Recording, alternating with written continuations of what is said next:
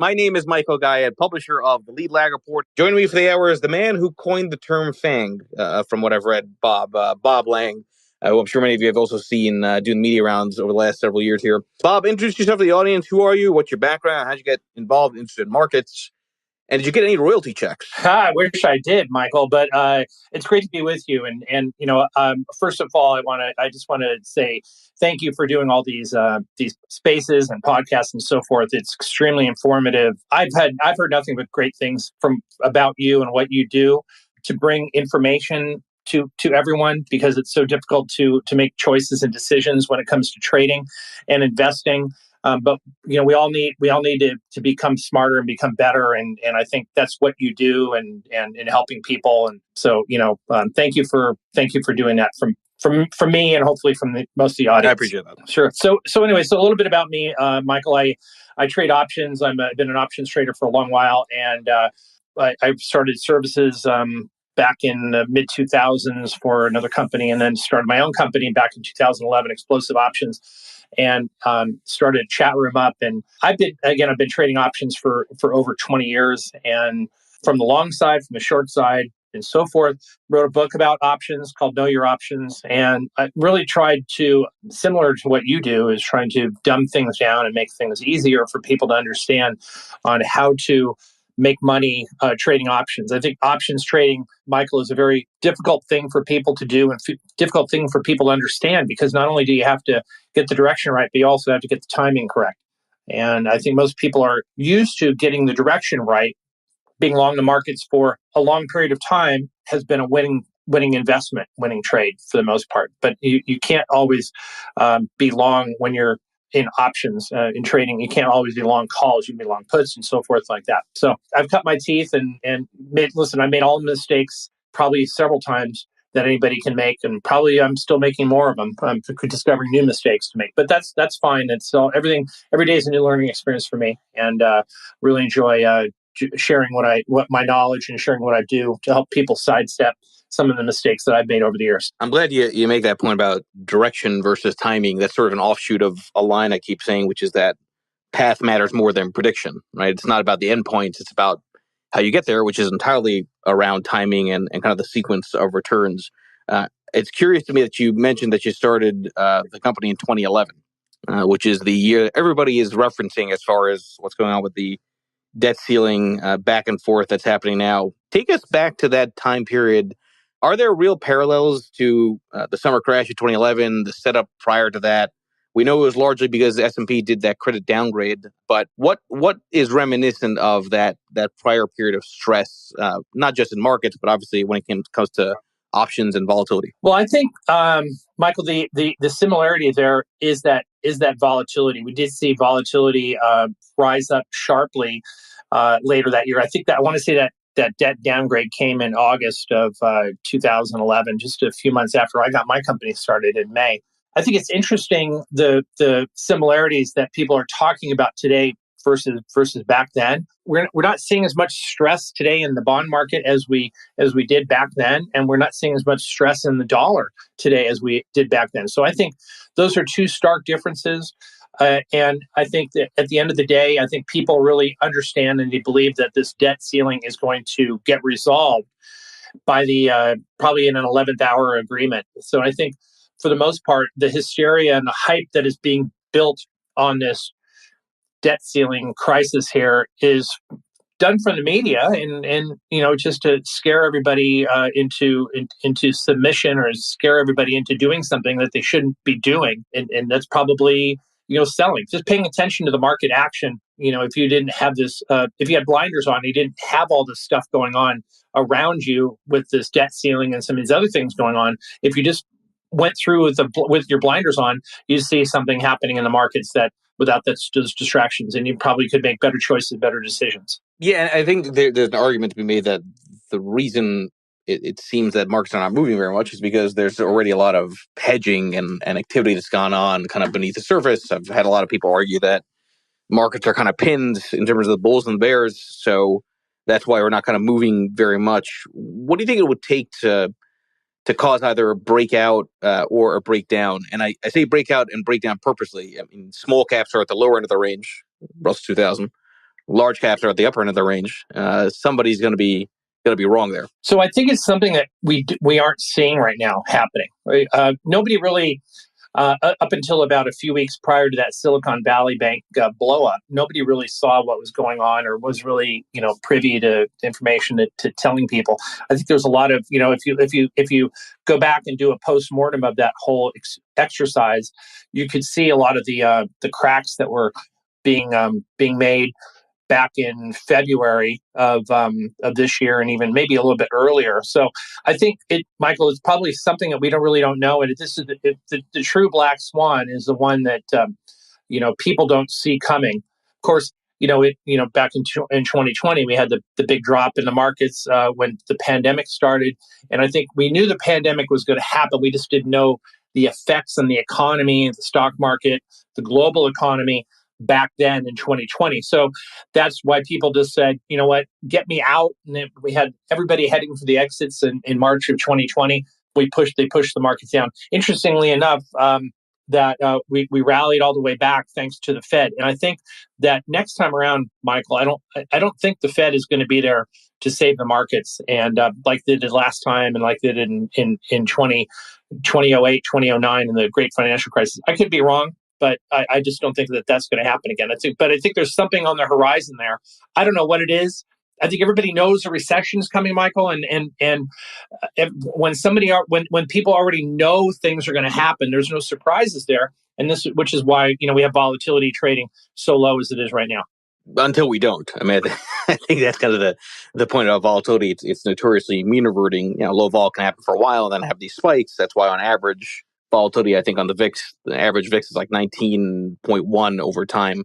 But since you mentioned Black Swan, I wonder if it's more of a gray swan. I've continuously hammered this point about lumber, housing, consumers, everything kind of giving the same message alongside small caps. I saw the tweet I shared at the top of the nest about your Twitter on Home Depot earnings, indicative of a bigger problem in the economy. First of all, what is that bigger problem, and could that be sort of the thing that really gets volatility moving? I think people are running out of money, and I also think that the jobs report, which has been strong for the past 18 months, I think it's going to start. We always look at the jobs report with an enormous lag. There's a enormous lag, and I've been saying for a while that I think the worst jobs reports are going to be coming out in September and October of this year. So I'm only 3-4 months out from now. I think you're going to see drawdowns in job creation. You're going to see minus 100, 200,000 job creations, just because I think companies are going to be a little bit more cautious, tighten their belts a little bit. And I think a lot of these layoffs that we've seen over the past couple of months, they're going to start catching up. And you're going to see these jobless claims starting to explode. I think they've started to creep up a little bit. So these are little clues along the way that I think are going to have a huge effect on what's happening. I think people are slowing down. I know that there's a lot of talk about a housing shortage. I get it, but I live out here in New England, Michael, in near Boston, and the housing prices are out of control. And I'm just hearing on the news the other day that people are coming in to like Las Vegas, houses that are selling for $300,000-$400,000. There are multiple bids going on, and then $400,000-$500,000 homes, they're going above those prices. This harkens back to 2008, 2009 great financial crisis, where people were overbidding for houses that they couldn't afford, and that led to such a huge crisis back then. But I think that people are running out of money, and retail sales this morning kind of showed that. Yeah, and I go back to housing is a far more important asset than any single stock anybody buys and owns, because the vast majority of wealth is in one's home. So the fact that Home Depot is kind of giving you that message, lumber's confirming it, small caps, which are more sensitive to the domestic economy, keep on underperforming. It's more than just the regional banks. It's interesting that that narrative is not getting pushed out there. And presumably that narrative is not getting pushed out there because, you look at the headline averages and, it's a pretty good year so far, right? When you look at the S&P and the NASDAQ in particular.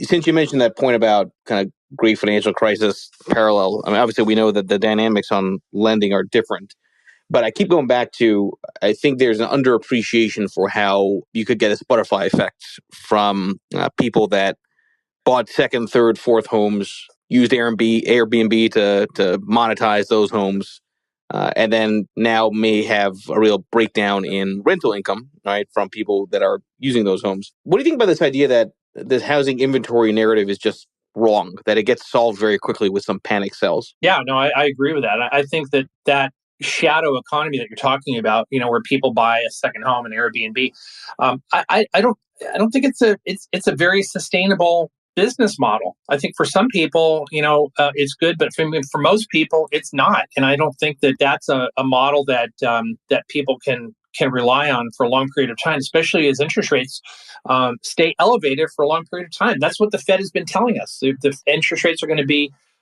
elevated for higher for longer. That's their language, right? So, what does that mean? I mean, I look out at the yield curve, and I don't. I know there's. I know the Fed funds futures are looking at rate cuts coming in later this year, maybe up to 3 by December.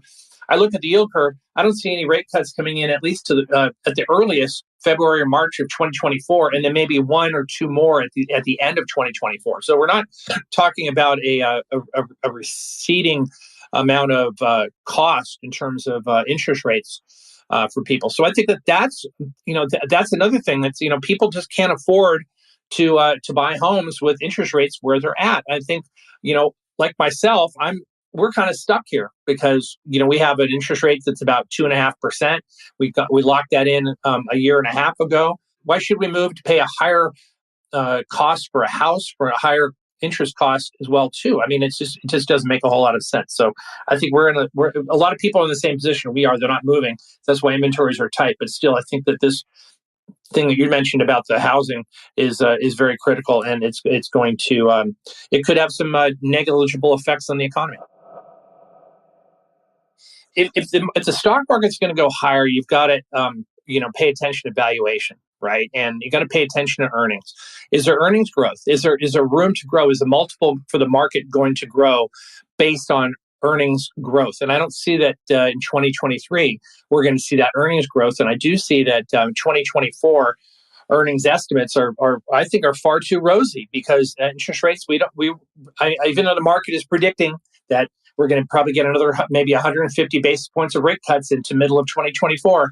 I don't think the market is right as a Fed funds futures market. I don't think the market is correct there. And I think trying to jump over that hurdle of 4.5% to 5% interest rates to produce good, strong earnings that's going to compare to the return you're going to get on bonds.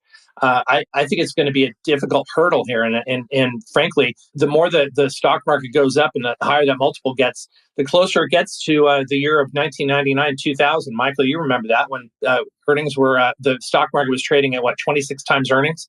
Don't think we're going to get up there again, but you never know. I mean, certainly if the S&P 500 gets to old highs, maybe above 5,000 or something like that, we're going to be up in those nosebleed areas. How do you think about those? Just speaking about that run up, as I recall, in the lead up to the March 2020 NASDAQ peak, you had a hell of a lot of narrowness in the market leadership and breadth as most of the market started correcting before the NASDAQ blow-off peak. It is remarkable how the headline averages, I would argue, are deceptive in their masking a lot of the weakness because a few select stocks, right, which goes back to the FANGs, kind of your term, this case, are really kind of holding the whole damn thing up. When you see narrowness, how do you interpret it? Do you say to yourself, well, maybe small caps, they already took their hit. They're now bound to come back. All the other areas which lagged, are due to have some kind of mean reversion on the upside, or is it the argument you often hear that the generals, follow the soldiers, so to speak? Yeah. So the narrowness of the market is troubling to me. I when I'm looking for maybe some kind of a bullish trend or even a bearish trend, I want to see broad participation. I want to see a lot of stocks moving in the direction of the trend. So if the markets are going up, I want to see large participation. Now, if I look at the NASDAQ, for instance, Michael, that stocks above their 20-day moving average in the NASDAQ, it's under 50%, right? So it tells me over the last 20 days, let's call it a month, more than 50% of stocks are below that 20-day moving average. And that's really a signal of short-term momentum for stocks. And in fact, let me bring it up right now.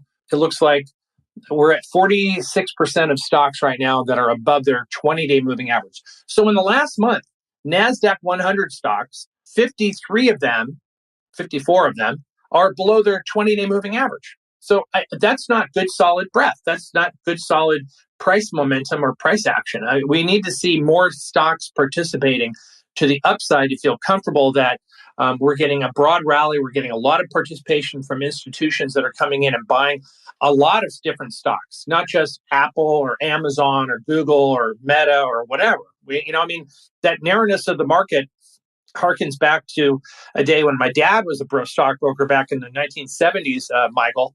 They talked about the Nifty 50 back then. You had Coca-Cola and Eastman Kodak and Polaroid and yada, yada, yada. So, there's a few stocks that were targeted by investors back then. And today, it's the same sort of thing. There's a few stocks that are targeted by investors. They call them hideouts, the places to hide their money out in. But eventually, they get smoked out, and everybody eventually takes a hit because the larger part of the market acts like an anchor to bring around the rest of the market. So I think that's a dangerous sign when you have a narrowness of the market like we have today. Is there a chance that the that hideout factor is different this time? And I hesitate saying that, but I suspect that because there's so much hype around AI, I suspect that there's some money that's really positioning on that play, and that explains why it seems like we have two very different markets, right? The kind of mega cap tech plays that are the forefront of AI versus everything else. Do you think there's any validity to the idea that AI and sort of the hype there is maybe distorting markets even more? Well, let me put it this way. Let me ask you this question, Michael. Is AI something that is life-changing for you, that it's a game changer that's going to make your life so much easier? You're going to live longer, you're going to get information faster and that sort of thing. My answer for me is no. How about you? I think the jury is out. Okay, so I've been playing around actually with AI quite a bit the last couple of weeks. So even the tweet setup for this Twitter space was written by AI. Like, I didn't write that. I reviewed it, obviously. Same thing with the Twitter space title. I literally did it on the way back from the gym. Right. So does it save time? Is it useful? Yes. I'm a little hesitant to believe the excitement is going to be that long lasting. First of all, AI has been around for a while. It's not like this is like a brand new thing. It's just getting more out there, but it's been out there for a while. The bigger thing is, to me, the narratives are very reminiscent around the hype around 3D televisions. It's very reminiscent of the hype around the metaverse. All this, it may end up being right, but the question is the timing, kind of going back to your point earlier. Yeah, I remember, we probably both remember way back in the late 90s, that whole thing. Remember B2B and B2C, all that other stuff? It was like a $50 billion economic boom it was going to happen, and it just fizzled.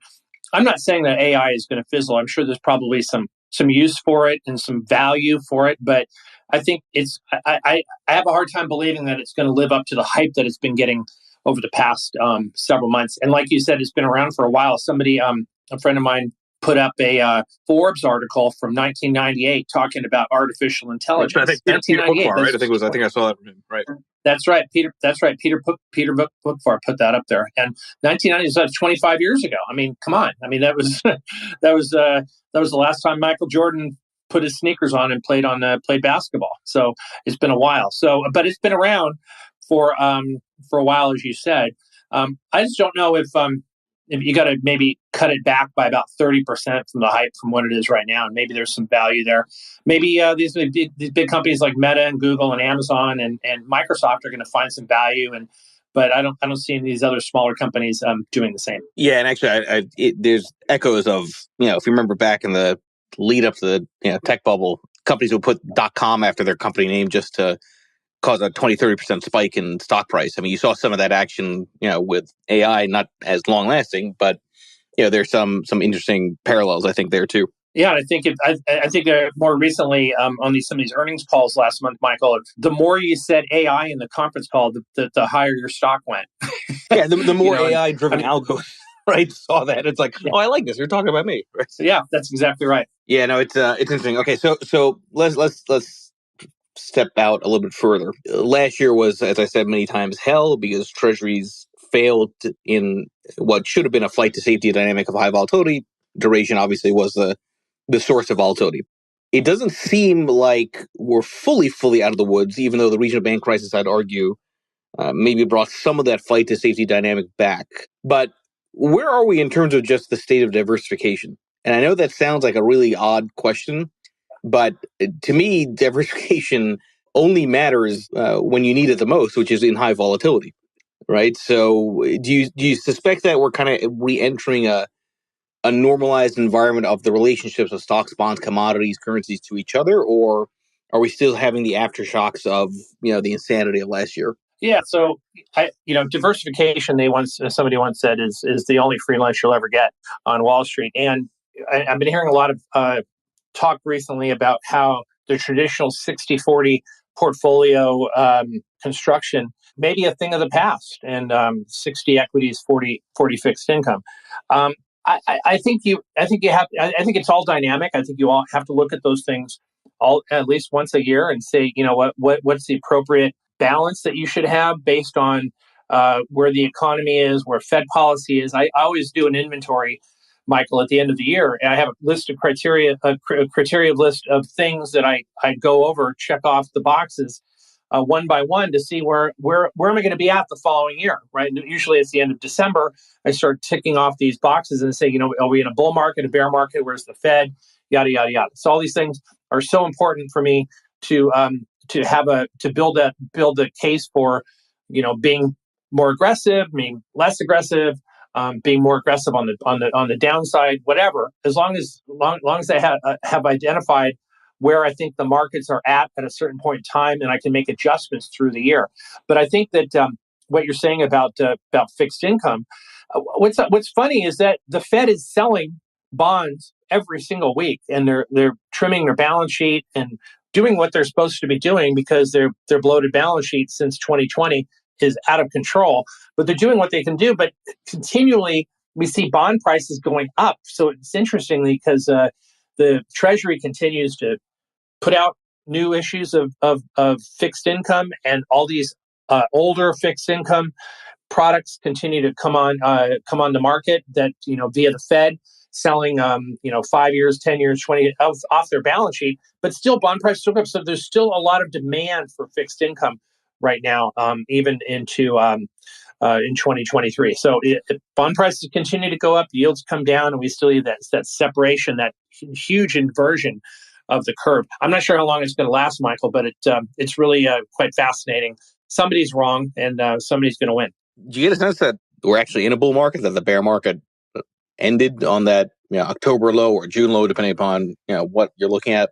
I'll tell you from my vantage point, as much as I keep saying it's pre-election year, which tends to be sort of a melt-up environment, I don't think the bear market's actually over. And I say that because if you look at that chart I've showed many times around top 20 drawdowns for equities against treasuries, one way to right the wrong of last year in terms of the way treasuries were down more than equities would be for equities to break the lows while treasuries maybe counter this time, which would be a degree of normalization in that flight to safety dynamic. But what are your thoughts on sort of this argument that the bear market is over? I agree with you. I don't think the bear market is over, and I have one little signal that I like to use every month to tell me whether we're in a bear market or a bull market. And frankly, it's just a high level view, and but it seems to work.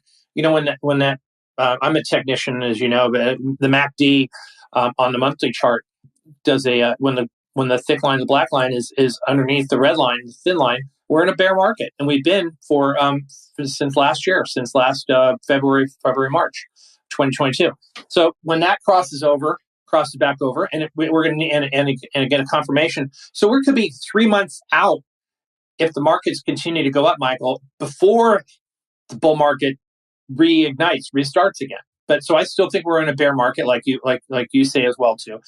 Further, with interest rates where they are right now, I just have a hard time believing that a bear market can be over when the Fed is so aggressive with monetary policy. I've never seen it happen before, and frankly, one of the reasons why the stock market is hanging on is because of the strength in the jobs market. And so if that starts seeing some weakness, look out, because I think it's gonna reflect on poor economic data going forward. We're already seeing some poor economic data. Yesterday, the Empire manufacturing data was horrendous.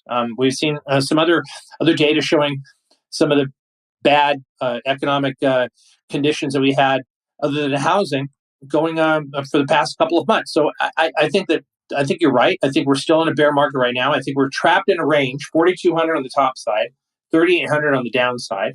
And that's a narrow 10% range from where we started. We started at 3,800 at the beginning of the year, up to 4,200.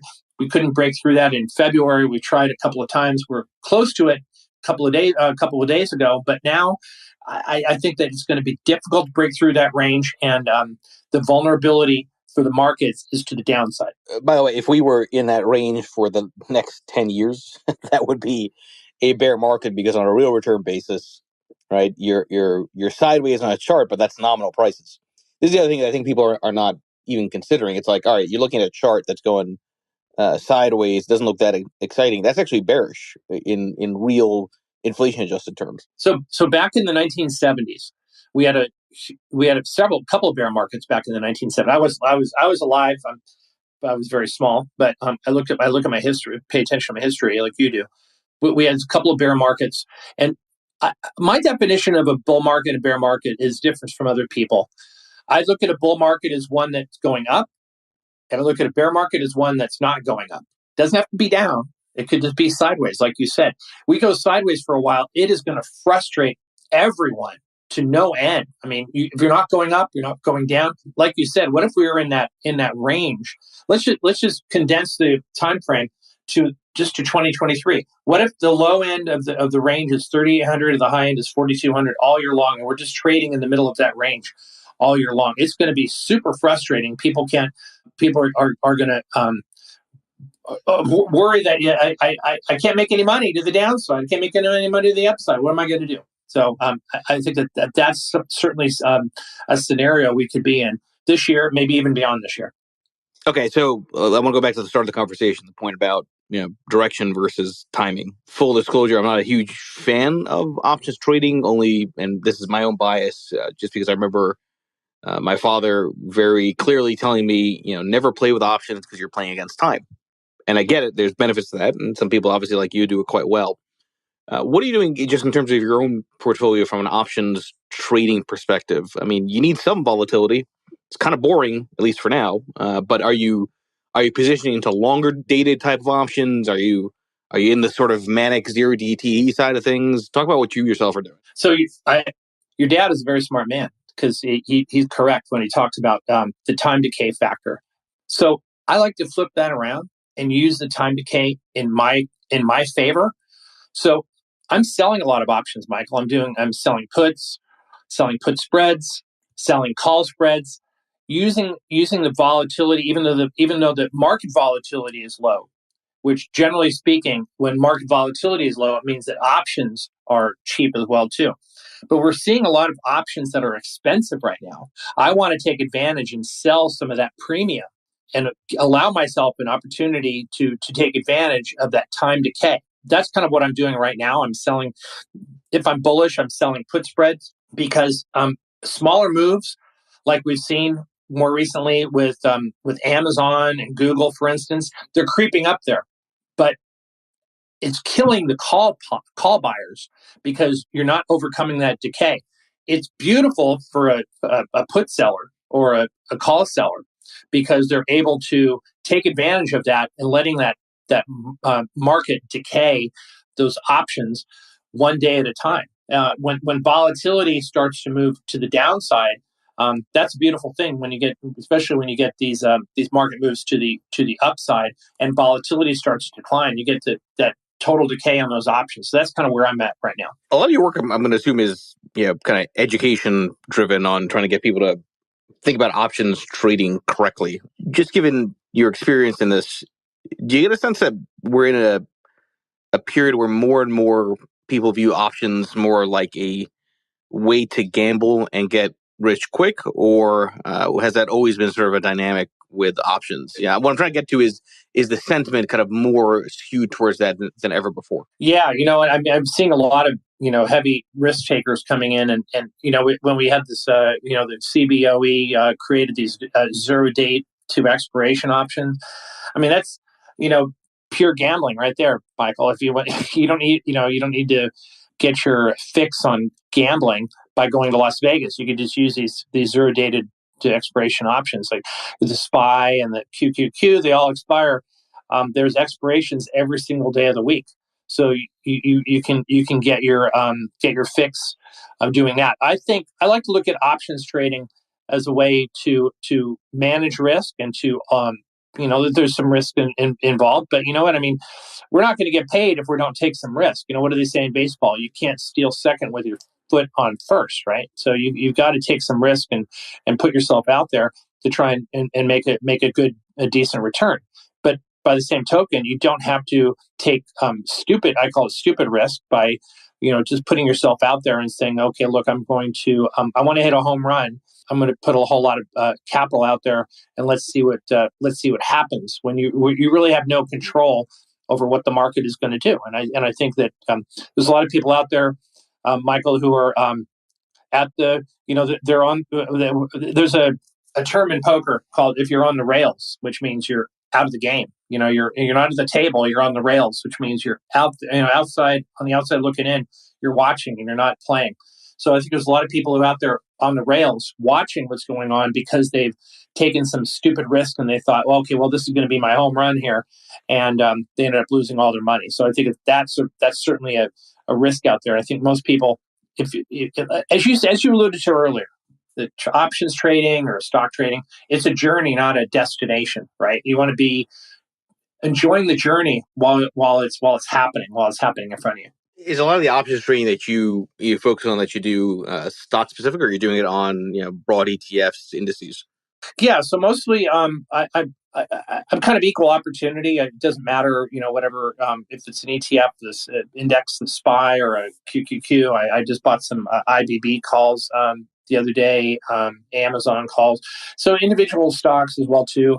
You know what? It's about being able to identify what type of a market condition are we in. Are we in a market of stocks? Are we in a stock market? And this market of stocks means that we're in a relatively good stock picking environment. If we're in a stock market, we're going to get beaten around and tossed around, regardless of whether our analysis on the charts or in the fundamentals are strong or not. The markets are going to go down. We're all going to go down. So I think that by and large, you have to be able to identify the type of market that we're in. And right now, we're in a stock picking market. Stock pickers market, and if you're able to identify the stocks that are going to move for you, you can make some good money playing options. Shared at the top, the Twitter has to tweet to one of your pieces protecting your portfolio from a stock market crash. Now, two things on this. One is, given my own years in terms of content creation, there was a period where I was one of MarketWatch.com's top writers. One consistent dynamic when it comes to content creation is the moment you put the word crash in a title, it tends to get a lot of attention. First point I want to bring up is, do you think that word is overused in the media? I agree. Yes, it is. It is really overused because it's just an attention getter. It gets people's eyes looking at it and ears open. Oh my God! Because people identify crash with disasters, right? And they think to themselves, "Oh my gosh, what if the market's crashing, or if I'm in a car crash or something, that somebody's going to get hurt?" And usually, when you think about a market crash, people want to be prepared for it. You can't ever prepare for these things unless you're in there, some of these doomsday investors or traders. But by the time they finally get it right, they've burned off so much money. They're never going to. By the time they get it right, you're kind of numb to what they're doing anyway. So I do think that the word crash is overused. I used it only because people at the time were kind of looking for something to happen like that, and I think the point of the article was that don't look for a crash, but if the markets do happen to come down significantly, there are ways to protect yourself and make some money. All right, so let's hit on that point. So I always go back to when you look at studies on car crashes, right? Most people hit the brakes after the crash. So that's why, to me, it's always about identify the conditions that favor the accident and then slow down and prepare accordingly. The old Peter Lynch line is that, more people have lost money waiting for a correction than in a correction. My response to that is that's only true if you're shorting, and that's only true if you're in cash, because you can play asset classes like gold, like treasuries, that on average, can allow you to wait for the correction, but maybe still have a chance at compounding. But what were some of the things that you kind of alluded to in that piece as far as ways of protecting, in advance of a crash? Well, I think using options are the ideal way to protect yourself, Michael. And I think using put options, I think that's something that people pretty much shy away from. I don't. I use put options every single day. I'm always have put protection on, especially in a bear market. When we're in a bull market condition, I tend to have put options on fewer times, only because in a bull market, the market you're going to have some more forgiveness when the markets go down. If your positions are going down, you'll be forgiven more, and especially mistakes will get forgiven. Mistakes will get punished more in a bear market than they are in a bull market. But I think using put options to protect yourself in a portfolio is absolutely paramount. Also, selling calls against your stocks. There's a lot of investors who have big profits. Say, like an Apple, they've been holding them for 5 or 10 years. They have huge profits on those things. Stock's not going to go up straight to the sky forever. It's been going up for a long, long time, and it's been taking a lot of people who've been short Apple out to the woodshed. But still, you can be prudent. You can take some risk off the table. I'm always about trying to take risk off, Michael. I'm always trying to alleviate my risk. I'll give an example. Like, so yesterday, was in some Baidu calls. I knew they had earnings coming out this morning, and I had a nice. I actually had a nice day yesterday. Made some profits on the thing, and I'm looking to take some risk off the table. So I sold some upside calls against the long calls for exactly what I bought. So I had completely taken my entire risk off the table, but I still had a play working into earnings. So that's the sort of thing that I was trying to the message that I was trying to send in that article. Take some risk off whenever you can, and protect your portfolio with using puts.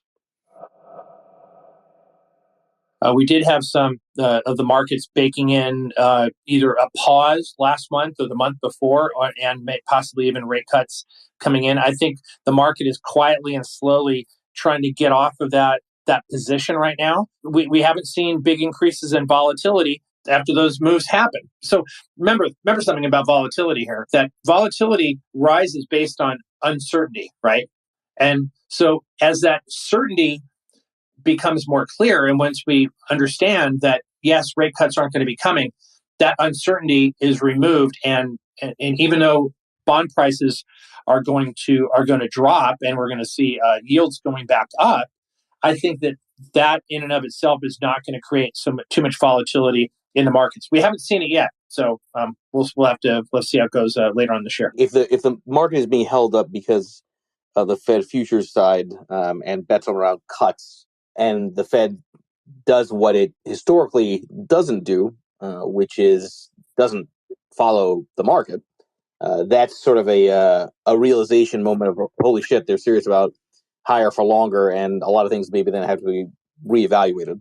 That's right. And, and of course, the next month's meeting in June, we're going to have another set of projections. And we heard yesterday and Friday that some of the Fed speakers, and even more recently from Chair Powell at the last rate hike meeting at the beginning of May, that a recession is not in their forecast. Rate cuts are not in their forecast either. So we're going to see where some of these Fed governors and economists shift and change in the middle of June to see where they're at that point in time. And I think that we do have another jobs report coming out at the beginning of June. We have another couple of inflation reports coming out in the beginning of June, before or during that same week that the next Fed meeting is going to be. So it'll be interesting to see where their forecasts are. I think the forecast for GDP in the second quarter, Michael, is 2.7% according to the Atlanta Fed GDP. So that's pretty strong, right? Coming off of 1% in first quarter. They're looking for a strong growth number in second quarter. And I think that if that number comes in, and we'll find out in July if that's true, I think that's pushing the economy away from a recession, not towards it in 2023. What would be your biggest piece of advice for those in the audience now, those that are listening? I think FinTwit is, I'd argue, very, very dangerous as a place to try to assimilate information. A lot of good things, but also a lot of very, not just wrong things, but outright, silly lies around the way investing works. But your experience, you've done the media rounds. So what's your biggest piece of advice for people that are listening? Be careful who you're listening to. I think people, if they would start listening to you, I think they probably make better choices. But that's just that's just my opinion. I think you have to be careful who you're listening to and choose wisely who you choose, and do some work on your own, and learn and get better every single day. I think that I've been in this business for a long time, as you have as well, and I don't think there's any stop to the knowledge you can gain every single day. I'm learning something new every day. I know you are, and trying to just get better at what I do every single day is so important. And it comes from listening to the smart people, listening to the right people who have the information, who are going to help me make better choices and better decisions. So I think going forward, just do that, and don't forget to experiment. I think experimentation, not with drugs, but experimentation in the markets is certainly a good thing. If you get out there, and even if you lose money, and it's not a fun thing, it's kind of painful to do, but it's part of the learning process. When you shoot baskets, you're not going to shoot 3-pointers like Steph Curry every single time you get out there on the court, but you're going to miss some shots. So, but if I think that that's so important to be able to follow somebody who's good and experiment a little bit as well. I don't know, man. FOMO is a hell of a drug. FOMO gives you that dopamine hit, just like a lot of other illicit substances. You can argue. I mean, I'm with you. I mean, there's no better way of learning than to do, but you gotta make sure you're not taking too big a hit. And I use that wording, a lot of different ways. Well, I think what you're saying about FOMO is interesting, because what is the one thing that we can never get back? And it's time, right? So if you're sitting there waiting for an opportunity, for a chance to get yourself back into the markets, get back into the game, you're losing time. And I think people get frustrated, and they get nervous, and they get worried that window of time is closing on them, and they're not going to be able to get that opportunity to get in there. And all of a sudden, you're going to find that, oh my God, Meta was 120 in January. Now it's 240. Oh, where was I? Oh, maybe it's, I'm sitting there, with FOMO, realizing that I've missed all this opportunity in 2023, just as one example for one stock. So what am I going to do? So I think that whole time element, because you can't get that time back. That's 6 months. You're not going to get that back anymore. But you always have the opportunity to look forward and do some good things going forward. Where do people find some of your research, some of your thoughts, and work in general, Bob? Yeah, Michael, I'm created my company called explosiveoptions.net. I have a lot of content on there. I've been producing a lot more content more recently. I have the chart of the week coming out every Wednesday. That's on YouTube. You can find me on YouTube. I also have an amazing chat room with some 250 brilliant people who are in the room every single day. I really look forward to going there every day. You can sign up, and it's pretty cheap. It's inexpensive. I'm not going to say cheap, it's inexpensive. To come into the chat room, you get ideas from me and from everybody else in the room, and so forth. And we have a spread trading product as well too. I'm all over Real Money and TheStreet.com. I'm not sure if you know that when I was I do write some articles over there, and like I said, you mentioned earlier about FANG, when I was writing stuff for Jim Cramer for his show. For about 10 years over there. I haven't done it in a long while. He hasn't called on me for a while, but that was a great experience working with him. But and I'm also on Twitter like yourself, and putting some good information out for people so they can learn. That's a good place to wrap this Twitter space up, folks. I have another Twitter space in about 8 minutes. I'm going to prep for real quick, and hopefully I'll see you all then. Thank you, Bob. Really do appreciate it. Michael, thank you very much for having me. Take care, everyone. Cheers, everybody.